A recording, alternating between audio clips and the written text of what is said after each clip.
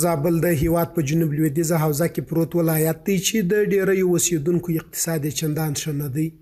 دا د زابل په مرکز کلات کې د افغاني سرې میاشتې له لوري پر 150 تنه اړمنو او بېوزلو کورنیو باندې د خوراکي او غیر خوراکي توکو د ویش سانه ده چې په اوسني وخت کې ورته زابلي ولسونه ډېره اړتیا لري. د زابل ولایت د سرې میاشتې رئیس وایي په یاده مرسته کې غوړي، لوبیا، نخود، ژمني او غیر خوراکي توکي شامل دي چې د ترکیې هیواد په همکارۍ شوي او دوی په راتلونکي کې پلان لري ترڅو نورو اړمنو کسانو سره هم د خوراکي او غیر خوراکي توکو مرستې وکړي. دا مرسته د ترکانو لخوا 1.5 کاټه سوي دي د مرکز دپاره. نو نن یې را د ویشو په دې کې غوړي او خوراکي مواد، دال و دغه او ضربي سوي شیان دا پکښې کې دي.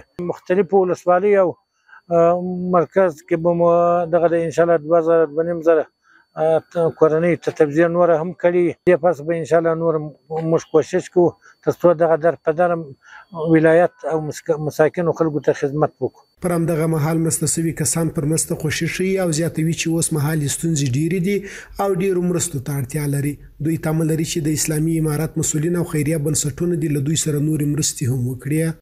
دونه خوشحاله یو خدای تعالی دې د آخرت او د دنیا کارونه برابر کړي. والله کوم 1.50 یو سلی په بازار کې درلودی سي، یو ترکاري و، یو بانجڼ و، یو پټاټه و، یو دغه شی باندې واخو. خدای دې دغه زموږ ستۍ مدیرانو او رئیسانو ته د آخرت او د دنیا کارونه له موږ سره ور جوړ کړي.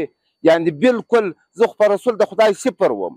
مرسته موږ ډېر خوشحاله یو. مدیر صاحب او زه په دواړو پښو باندې معیوب یم، په دواړو پښو فلج یم او وړه یا لاپسې ده او روزې ته مو یو شی درلودی نه او ستۍ د سرې میاشتې دې زموږ سره غټ کومک وکړي. د یادونې وړ ده چې په مرکز کلات کې له خلکو سره دا مرستې په داسې مهال ترسره کیږي چې تر دې وړاندې هم په مرکز او یو شمېر ولسوالیو کې د زرګونو اوسیدونکو سره د اسلامي امارات لخوا د خوراکي او غیر خوراکي توکو مرستې شوې.